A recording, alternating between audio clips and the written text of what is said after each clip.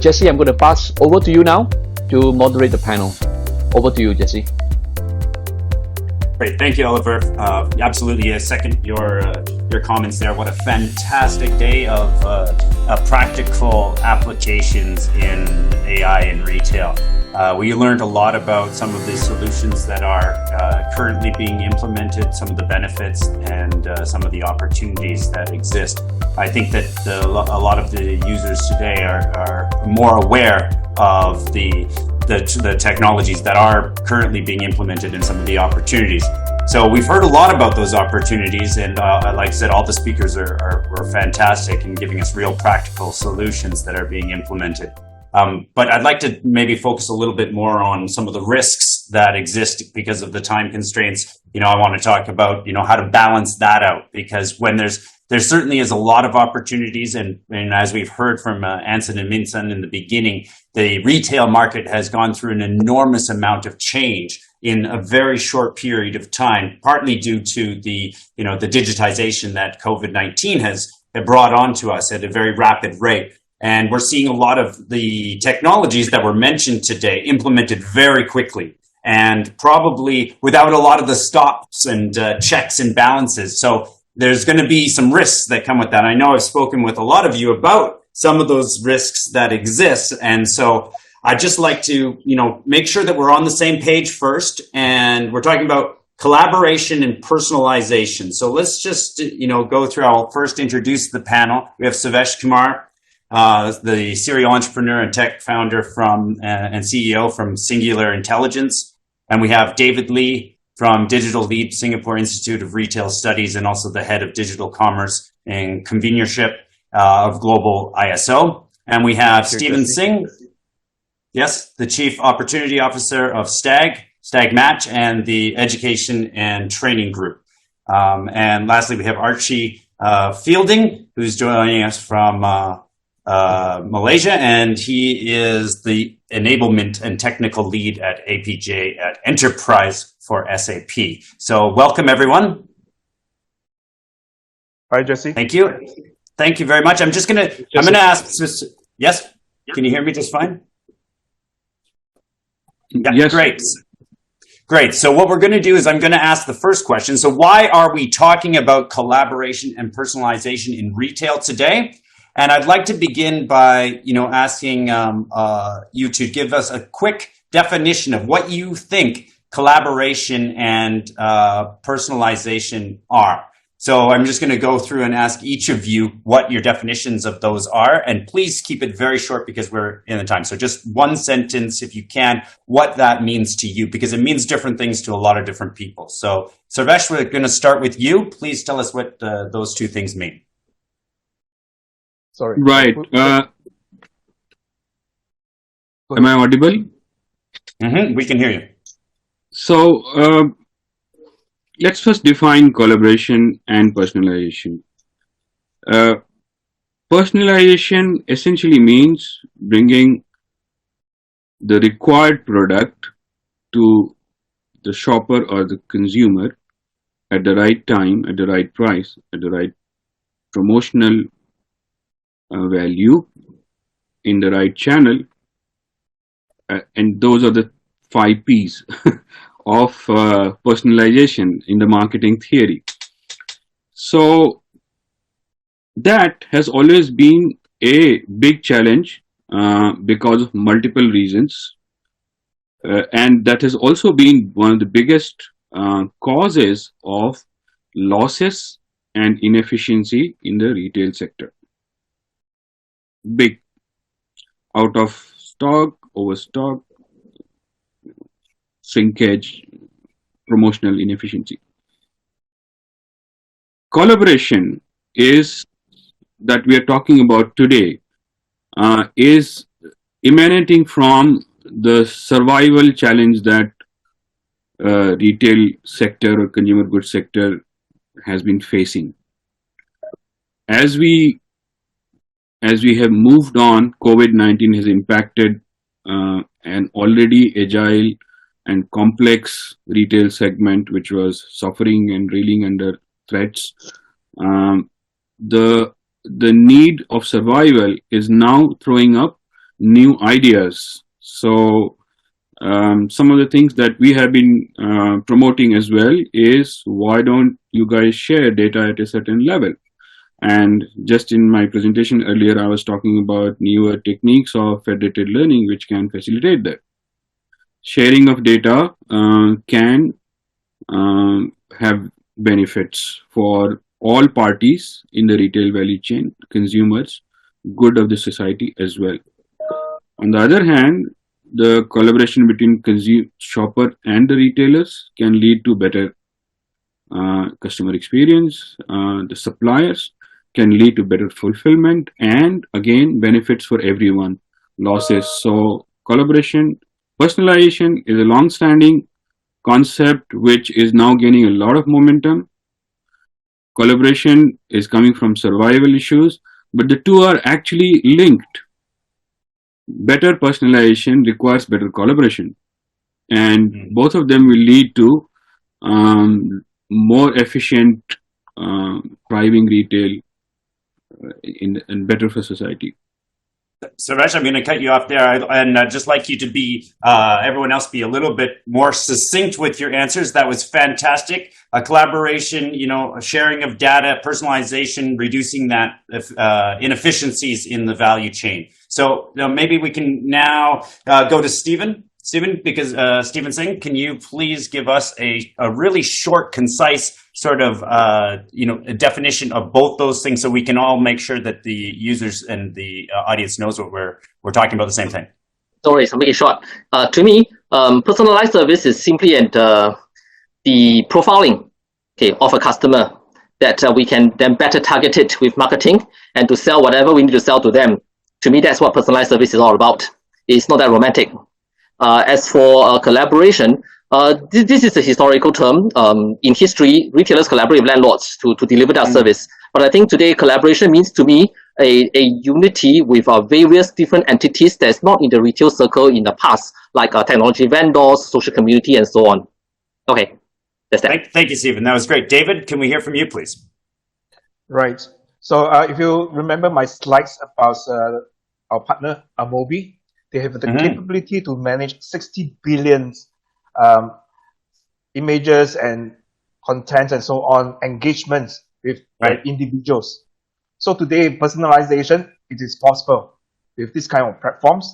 And for collaboration, if you remember, and with my other slides on smart retail stores, so they have analytics to show that all the stores where the customers visiting and so on.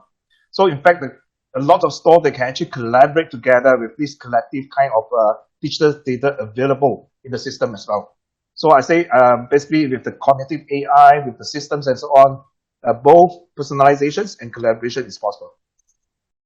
Absolutely, and that number, that 60 billion, engagements, that's remarkable. I don't think people truly understand the amount of personalization that goes on, that exists around you all the time, and it's not just the giving away of your phone number or even your location. It's the comprehensive modeling that is being done on your behavior, and the predictive powers of that are incredibly powerful, and we're reaching new levels of the ability for retailers currently to influence and steer people in the direction. Okay, so Archie, can you please give us your definition, just really concisely, of collaboration and personalization? Yeah, sure. Yeah, this is something I deal with sort of almost daily because so many of my customers are in the retail sector. So for me, it's an organization willing to move forwards and to adapt to these new techniques that come with technology and automation. There's so much online. And then specifically from an ERP background, you also need a product partner with a lot of experience in the retail sector. There's so many unique complexities there that just come from that line of business.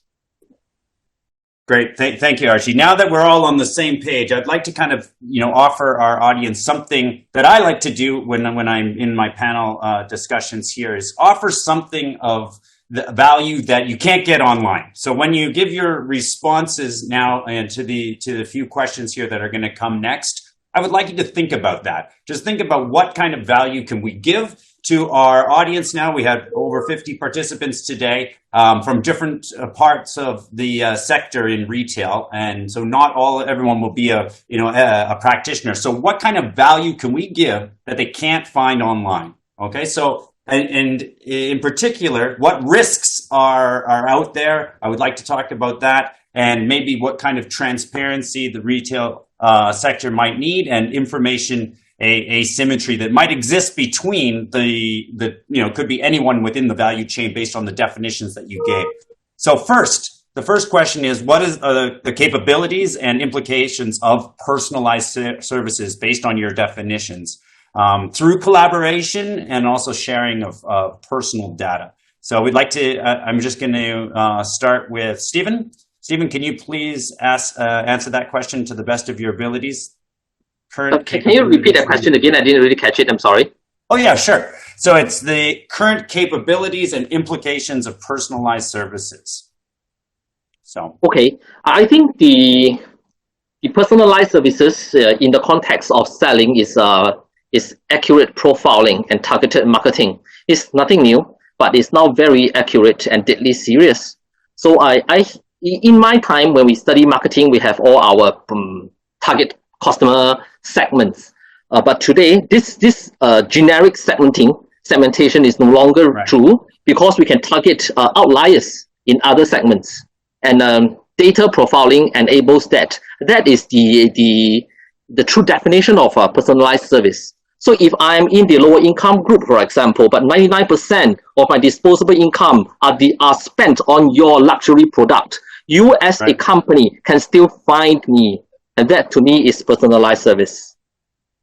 Absolutely, and there's clearly a lot of benefits that consumers are going to be willing to, and desire. And as we heard earlier, with the customer journey, but there's also going to be some things that maybe the customers are going to be a little bit wary of, especially when it comes to all of this type of personalization. I mean, they want the convenience, but perhaps they want a little bit more control.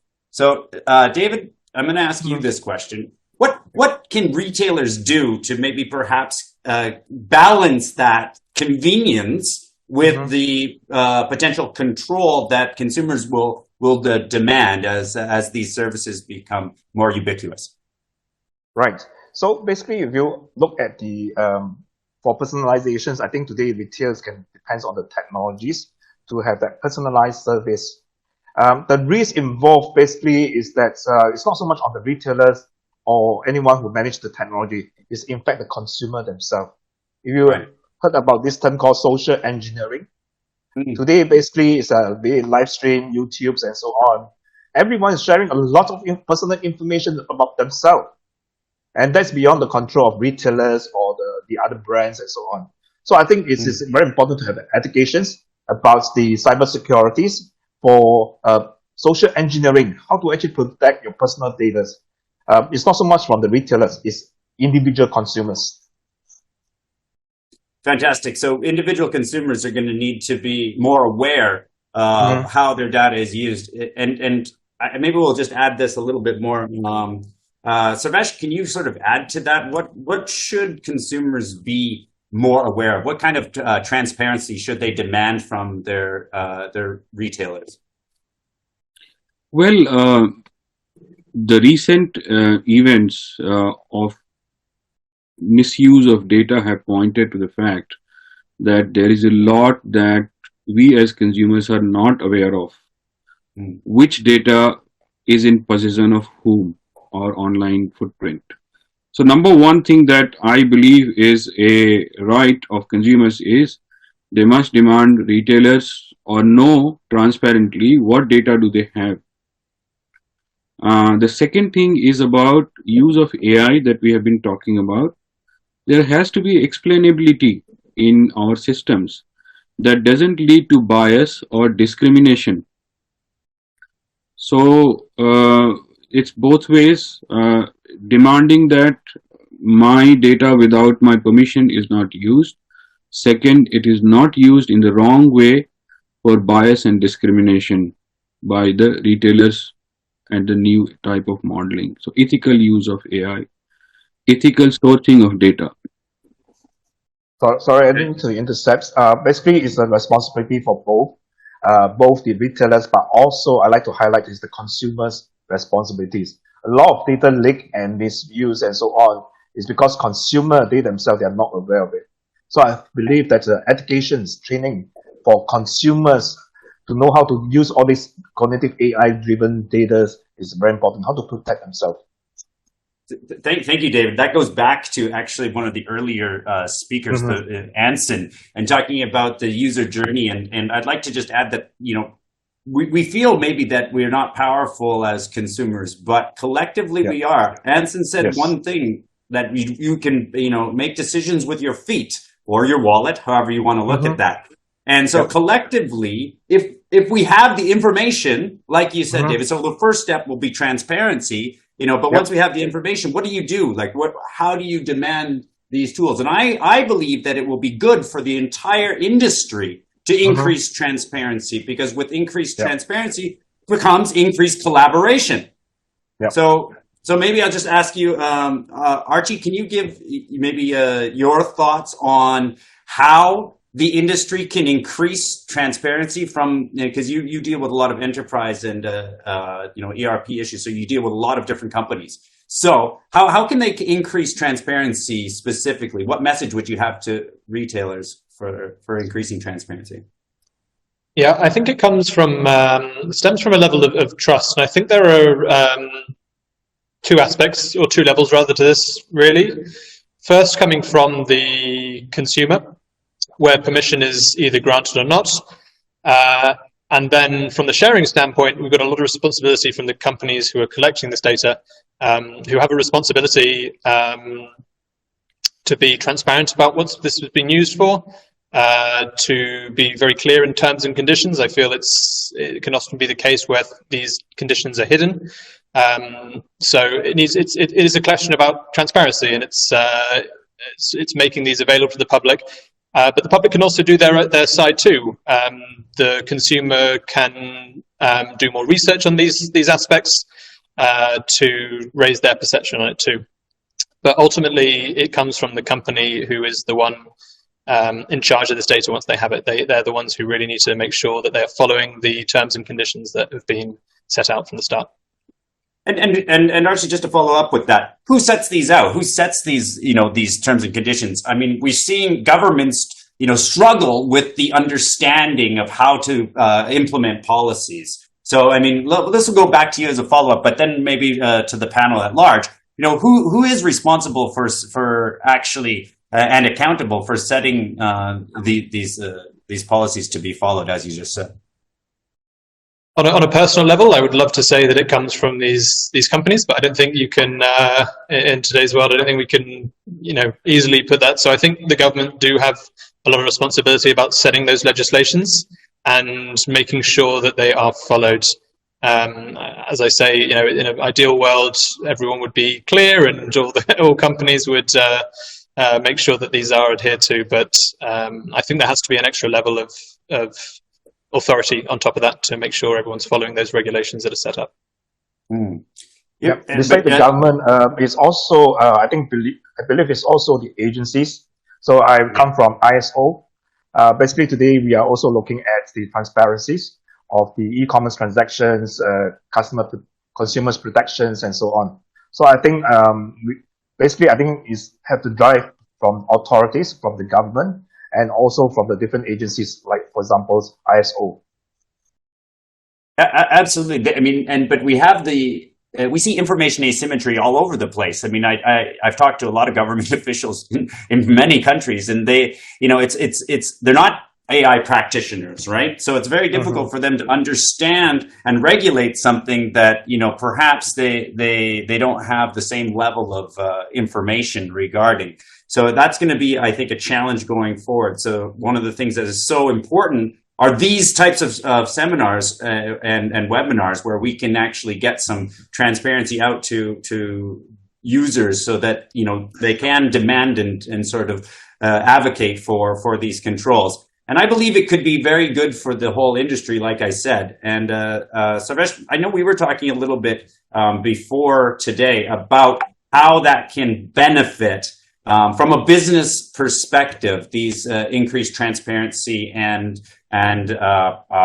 also increased understanding and decrease in information asymmetry. So can maybe you speak a little bit further to what we were talking about, how this would benefit the industry as a whole? Because I know that you had some thoughts on that. The one challenge that we have faced in adoption of AI systems in well-educated business leaders is trust. So one can imagine that lack of trust in AI or AI-enabled systems will keep the consumers, lay consumers, far away from building a relationship with that. So, and trust comes from explainability. As I said in the earlier part, there are two aspects: sourcing data ethically with permission and using that data in the right way. AI models are potential biases have been known in the news, they're out there. So if there are ways of the three stages, one, that all AI systems, there are matrices that determine the sourcing of data, compliance. The second, the explainability in the models, which clearly brings out the causal inference that led to a certain recommendation, and then sharing those causal inferences and contributions of data with the person who is getting affected or the person who is taking decisions.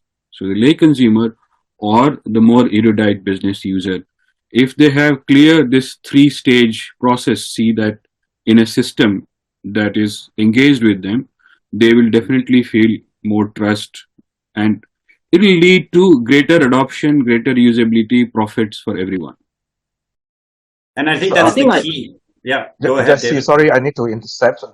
Please do. So basically, I'm thinking that we should move beyond system and process. I talked about business 5.0. We need to move beyond sort of thinking on this. So I'm suggesting that today we are not there yet. We should have cyber ethics officers, virtual culture officers, who actually decide on the environments in the companies and also the society at large. So I think you talk about transparency, all this, right? We need to re-educate ourselves into having this kind of thinking of cyber ethics officer, virtual culture officers. How should we, each of us, behave in the company and as well as a consumer ourselves? Sorry. Yeah. No, thank you. Great I think I agree with David and Sarvesh that trust is the key and the ultimate objective of transparency. But I also feel that there is a price to pay for every generation, and this new generation that's coming up pays for it in their privacy. My kids grow up, they have no issue sharing anything they want to share. You see their posts on Facebook, you see the willingness of them sharing data. It is quite interesting to see how a customer reacts differently in a physical store versus a digital store. In a physical store, when you ask them to sign for a customer loyalty program and you ask for their phone numbers and address, the moment you ask for anything more, they ask you why. And they keep on asking and insisting that they will not give it to you. But in the digital store, when you sign up for a loyalty program and they ask you for what's your favorite color, give them a $5 vouchers and they say, good, take it. Ask me any question you want and I answer it. This difference in the willingness to give out data is probably the key to separate the transparency that's currently present in the digital space versus the physical space. Yeah, absolutely, Stephen. And to add to that, the differences among different cultures as well. I mean, we've seen a technology adaptation in the developing world so fast that they're happy to trade any sort of data, privacy for the personalization and convenience of these apps. But what I do fear is that they don't actually know what they're giving away. So you know that you're giving away a small amount of your data. You think you're giving away some personal information in reply. It's not a fair exchange if you don't know what you're giving up. I mean, people don't understand that when you log into Airbnb and you click all this yes, you give away your location, your personal details, yes, your phone characteristics, yes, your phone ID, yes, your location. But then that gets shared with Google, Apple, Microsoft, Facebook, and it goes down and down and down and down. And then those go to app publishers, app functionality, and marketing. I don't think they're aware that the overall sort of picture, which is fantastic, for being able to provide personalization and customization, and that collaboration that exists among those different apps and entities can provide a lot of benefit. But I don't know if it's fair if users are not entirely aware of that. So just let's go to that. I mean, do you think that users are not entirely aware of what they're giving up, and do you think that they should be more aware? Maybe we'll start with you, David. So it comes back to my ideas about having cyber ethic officers and also virtual culture officers. Yeah. Today we do not have this kind of thinking, and also we do not have this kind of educations. I think it has to begin from the school and from consumers' perspective. For companies, they need to actually educate them about what is virtual culture, what is cyber ethics, what kind of data you can share, how can I actually behave. This is today, nobody is into this area. Okay. And so just to give people an idea of the type of scale, we've talked a lot about the benefits, and and why are we talking about collaboration and AI in retail in particular? Well, we're seeing a huge amount of the actual investment in AI going towards this, and these technologies have the potential to do enormous good in the world. But if this is where almost all of it, I think Matish's research said it was $15.3 billion in AI investment is predicted in the AI retail market by 2025. So just to give people an idea of the scale, this is a huge amount of money and investment going into these technologies. So I think that it's important for people to understand where these technologies can go, because we're in the beginning now and seeing a lot of benefit. So I'd just like to maybe kind of finish with asking each of you, what sort of call to action would you have for either retailers or for the users in terms of how to comprehend and what to do next in understanding the risks of this of the technologies in terms of privacy and personalization? Archie, can we start with you? Yeah. Absolutely. So I completely agree, and there's only going to be a continued surge of companies looking to get online, more AI integration into their business. And in the current client, everyone is moving online, and an expert of working from home, I think is the term I used before. The biggest takeaway from this for me is the realization that there's a need to be online in the cloud, or you get left behind completely. Yeah. So in terms of visibility, I think there need to be regulations set up, either, as we've spoken before, about if this comes from governmental or from a panel, but there needs to be checks that these are being adhered to, because otherwise, as everyone pushes and pushes to get online, some people will find themselves in a position they don't want to be in. Like I even day to day come across customers, case of Singapore, aunties and uncles who are moving away from pen and paper, and they want to, with the help of their sons and daughters, get online, and there's a risk there. So completely agree. Thank you, Archie. Sarvesh, to you, what call to action would you have for either users or retailers? For retailers, I suggest a scheme of ethics certification in their products, which goes down to a framework which checks on data sourcing compliance, model behaviors, and always on reporting on that. It's like electricity in your house. The government will not let an electrician who is not certified to wire it. It's safety is as important as that. So a certification of the software for a determined ethical framework is my call to action. Great, and you see that increases speed too, and innovation as well. So there's a business case to be made there as well. So thank you, David. Call to action for either users or retailers. Okay, so earlier I mentioned about sharing about how facial recognitions will influence your behaviors, how to order coffee and change your clothing and so on, right? Yeah. So what if one day retailer becomes greedy and they key in to the AI, tell them drive sales. So if you look at AlphaGo and so on, the AI, they're actually programmed to win. So what I'm worried is that the retailers actually let the AI to drive the sales and change the whole world. That's the main worry. Absolutely, Dave. There are some, fundamental existential questions being raised with these technologies. So I think I second your fear there. Okay. Yep. Lastly, Stephen, can you please give us your call to action to either the users in the audience or the retailers in the audience? I think because I work mostly with the small and medium retailers in Singapore, I like to really ask them to come for workshops like this and training courses with the right mindset. Many of them come here expecting to become competent with a certain skill set at the end of the course. I like to just perhaps share with them that training courses is just the most productive and effective and efficient way to share ideas. A 3-day course doesn't make you a data scientist. Yeah, but it does let you understand what AI is and where the company or where your company should be looking forward to in terms of adoption and learning to go forward in all aspects of data and AI. So please come for courses and learnings and be open-minded. Yeah, that's what I'd like to ask the retailers and users as a whole to do.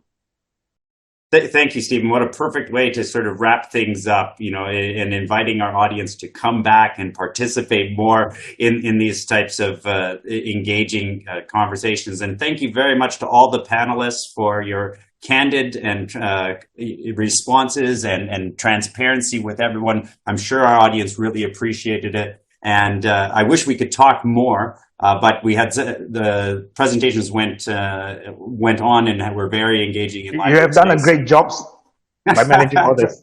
Thank you, Kathy. And thank you all, and thank you to Oliver. I will give it our host, and I'm going to pass it back to him to allow him to wrap things up. But I really appreciate all your time, and I look forward to connecting with you again soon. Thank you. Right. Thank you, everyone, and much appreciate your session. Jesse, thanks for hosting this session. I think the panel went very well, good discussion. I certainly also appreciate the panel members for their very insightful feedback and considerations. I hope the audience can take away with very good advice. And this webinar has run on very well, very good contents from the beginning all the way down to the panel. I know we've overrun by about 30 minutes, but once again, I thank all the audience for joining us in this discussion. So this is the AIBotics Go Digital series, the 6 in 8 of the series, AI in collaborative retail, and we've done some very good discussion in this topic. What's next? Community and digital care. I'd like to invite all of you to come back again on the 5th of November